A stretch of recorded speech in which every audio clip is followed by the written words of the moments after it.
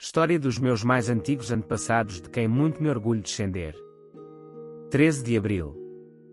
Dia de Santo Hermenegildo. 13 de Abril de 585, morre, em Tarragona, o mártir Santo Hermenegildo II Baltes, príncipe visigodo, meu 38º avô, 30 vezes meu avô, tornando-se patrono dos convertidos. Santo Hermenegildo era 21º avô de Dom Afonso III, rei de Portugal, meu 25º e 26º avô. Santo Hermenegildo II Baltes, príncipe visigodo, nasceu em 560 e morreu em Tarragona, Catalunha, a 13 de abril de 585. Era filho de Leovigildo, rei visigodo do reino de Toledo e de Teodósia de Cartagena, neto paterno de Amalrico I, rei dos visigodos, e de Clotilde de França, filha de Clovis, rei dos francos, e de Santa Clotilde de Borgonha, neto materno de Severino de Cartagena e de Teodoro Amales.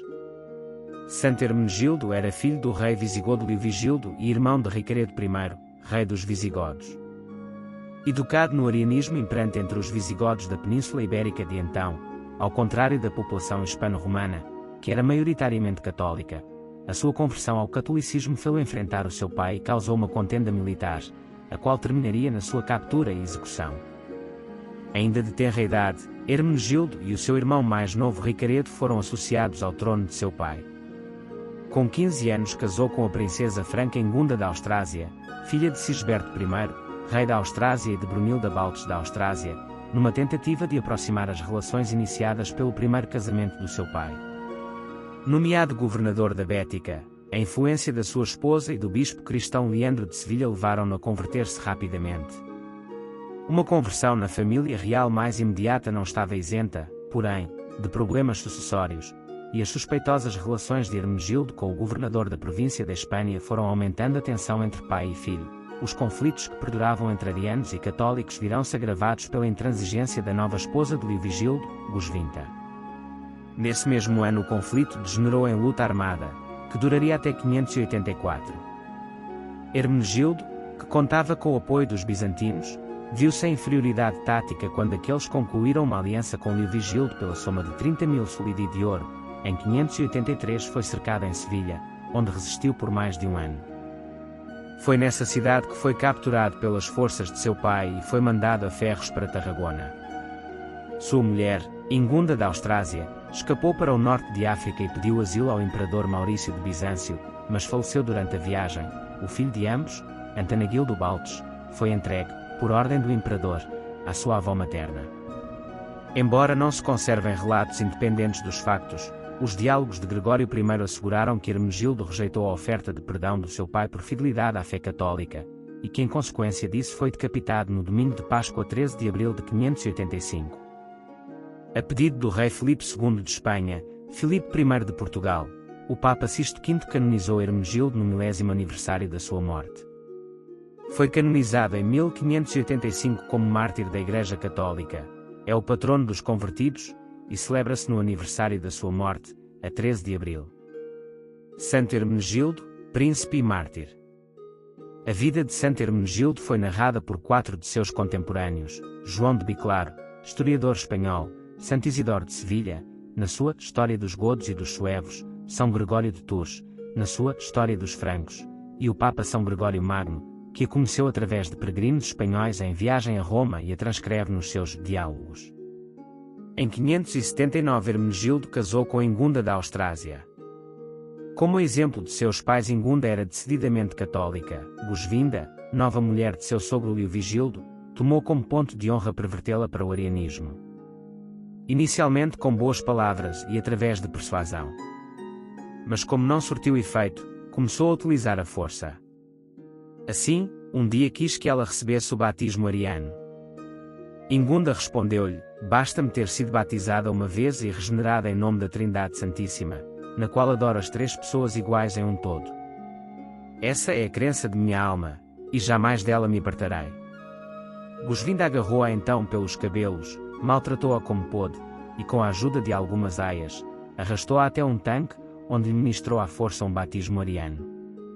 Tratou-se de um arremedo de batismo duplamente inválido, realizado à força e sem invocar a Santíssima Trindade, na qual os arianos não acreditavam por negarem a divindade de Nosso Senhor Jesus Cristo.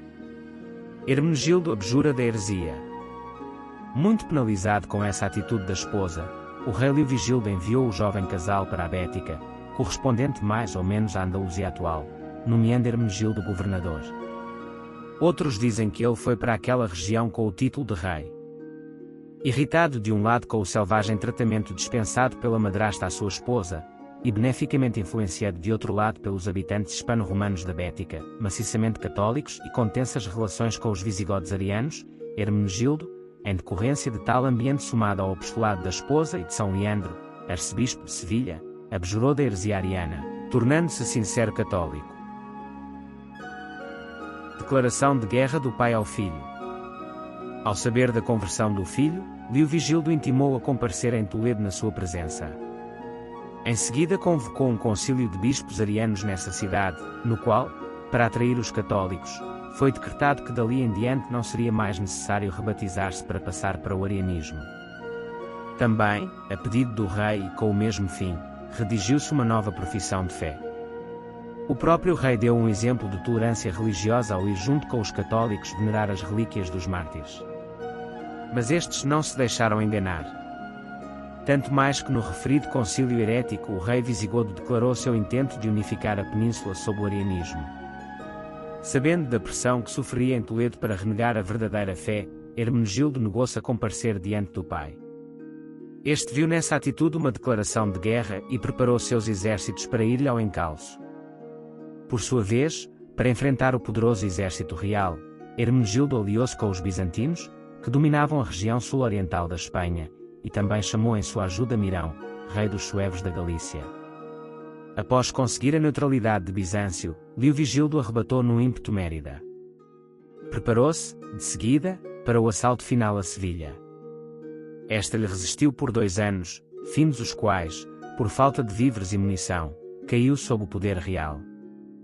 Após enviar a esposa e o filho a Constantinopla, para sob a proteção do imperador bizantino ali estarem imunes dos perigos da guerra, Hermenegildo fugiu para Córdoba, refugiando-se numa igreja. Local considerado sagrado já naquela remota época, Leovigildo não quis violar o direito de asilo na igreja. Mandou então seu filho Recaredo falar com o irmão, e este convenceu-o a entregar-se ao pai, prometendo-lhe o perdão. Efetivamente o rei apareceu, abraçou o filho e levou-o para Toledo. Mas, pouco depois, mandou-o preso, inicialmente para Valência e depois para Tarragona. No sábado santo de 586 o prisioneiro pediu para confessar-se e receber a sagrada comunhão de um bispo católico.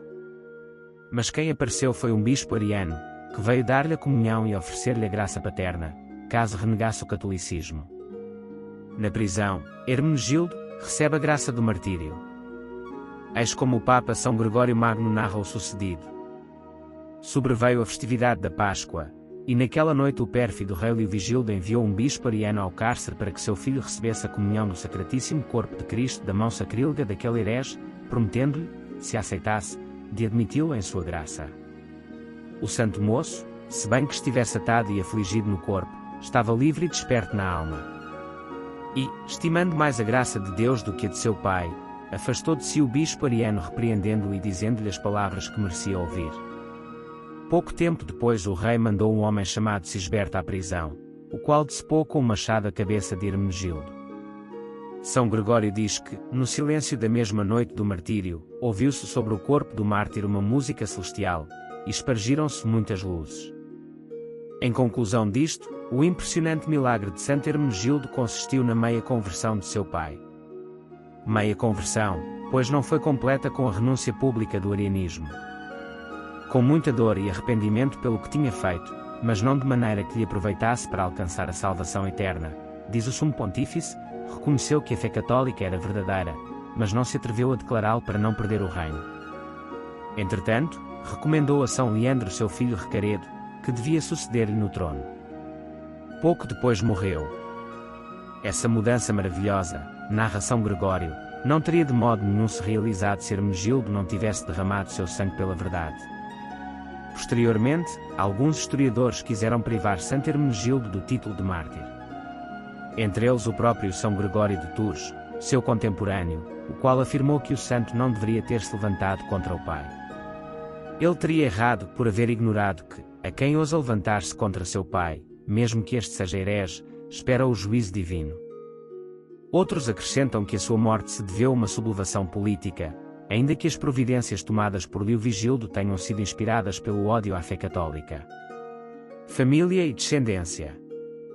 Santo Hermenegildo II Baltes, príncipe visigodo, casou com Engunda da Austrásia, minha 38ª avó, 30 vezes minha avó, e tiveram. Antanagildo Baltes, que casou com Flávia Nuliana, meus 37º avós, 30 vezes meus avós.